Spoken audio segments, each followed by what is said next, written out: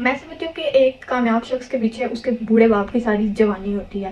And believe me آج کل کی جو ہماری جنریشن ہے وہ اپنے پیرنٹس کو اتنا زیادہ ڈس رسپیکٹ کر رہی ہے، اتنا زیادہ ڈس رسپیکٹ کر رہی ہے، لائک کہ اب پیرنٹس کے ساتھ اونچی آواز سے بولا جا رہا ہے، ان کو گالیاں دی جا رہی ہیں.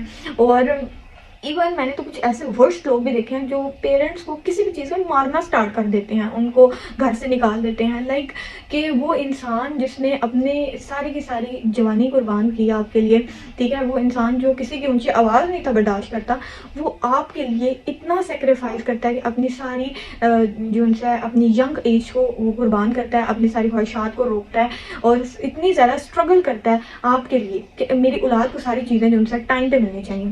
وہ عورت جس نے اپنی نیند اپنے لیے بھی شاید قربان نہیں کی ہوگی، وہ آپ کے لیے اتنی چیزوں کو جو ان سے سیکریفائز کرتی ہے. اتنا پیشنس لیول آپ اپنی مدر کا کبھی چیک کریں کہ کس کس چیز کو، کس کس بات کو وہ جو ان سے ٹالریٹ کرتی ہے صرف اپنی اولاد کی خاطر. اور اولاد بڑی ہو کے کیا کرتی ہے، جو ماں باپ اس کو اولاد کو بولنا سکھاتے ہیں، اولاد وہی جو ان سے اپنی زبان کی طاقت اپنے پیرنٹس کو دکھا رہی ہوتی ہے. That like how shameful is دس کہ آپ انہی پیرنٹس کو ڈس رسپیکٹ کر رہے ہو، انہی پیرنٹس کے آگے بول رہے ہو جس پیرنٹس نے آپ کو بولنا سکھایا.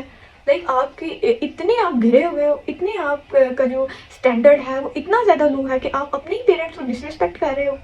ہاؤ شیم فل از دس.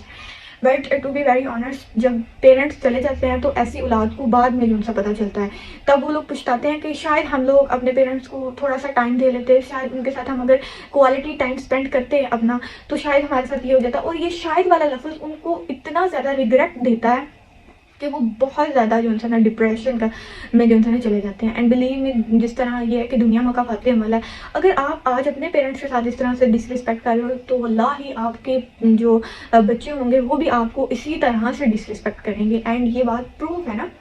اور اللہ تعالیٰ قرآن میں پیرنٹس کے بارے میں کہتے ہیں نا کہ اگر تمہارے ماں باپ ان میں سے ایک بھی اگر بڑھاپے کی ایج میں پہنچ جائیں تو تم ان کو اف تک نہ کہنا، کہ آپ ان کے لیے دعا کریں. اور ربی رحمہما کما ربیانی صغیرہ، کہ اے میرے پروردگار جس طرح بچپن میں انہوں نے مجھ پر رحم کیا ہے تو ان پر رحم فرما.